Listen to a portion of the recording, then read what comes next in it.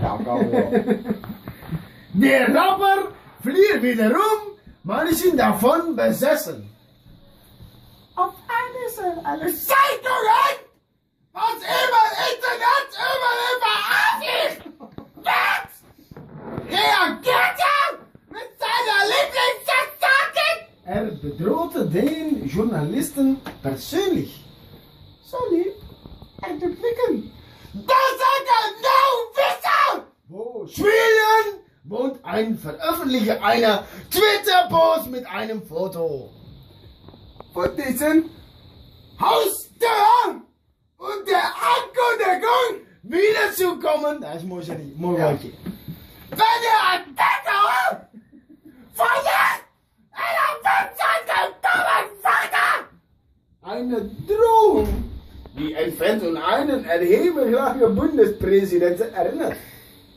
einem Immer am Retten sind Redakteur einer großen Bundesfahrzeitung mit dem Manager, weil er das Gefühl hat, dass der Rubicon nun unter endgültigen Anschreibung sei.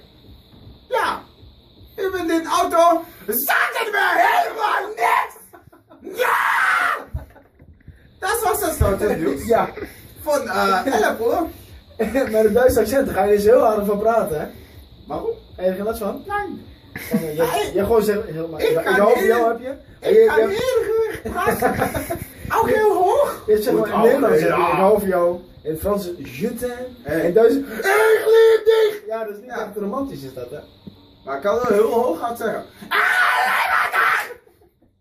Zullen Nou, we- klinkt er wel heel romantisch. Ja, dat klinkt heel romantisch. Nou, Ja, nou, dus wat nou maar weer toepasselijk. You get what you give. Ja. Ja, Wij geven niks en we hebben geen luisteraars. nee, daarom. Ik zeg, luister naar de muziek.